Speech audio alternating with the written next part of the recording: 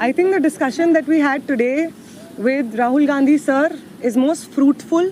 ऐसे discussions जो इस देश की शिक्षा व्यवस्था पे होते ही नहीं है, शिक्षा व्यवस्था पे चर्चा नहीं होती है, इस पूरे शिक्षा व्यवस्था को जिस तरीके से टेक ओवर करके यंग प्रॉमिसिंग माइंड्स को, उनकी एजुकेशन को, लर्निंग को, क्यूरियोसिटी को ख़त्म कर दिया जा रहा है, इस पे कोई डिस्कशन नहीं होता है. And it was a wonderful discussion on that. और एक और जो हमारा कंसर्न है, जो हमने सर के साथ शेयर किया, कि आज बिहार बंद का एक कॉल था, जिस कॉल से पहले कल बड़ी संख्या में स्टूडेंट एक्टिविस्ट्स को बिहार पुलिस ने गिरफ्तार किया और रात तक, देर रात तक हमें नहीं मालूम था कि वो कहाँ थे.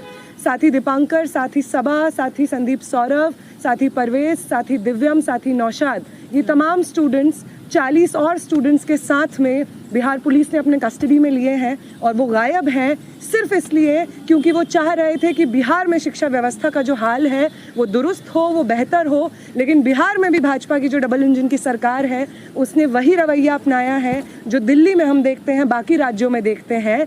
और जो तीनों डिमांड सर ने यहाँ पे रखी हैं, वो बिल्कुल सही मायने में इस देश के नौजवानों, छात्रों की डिमांड्स हैं.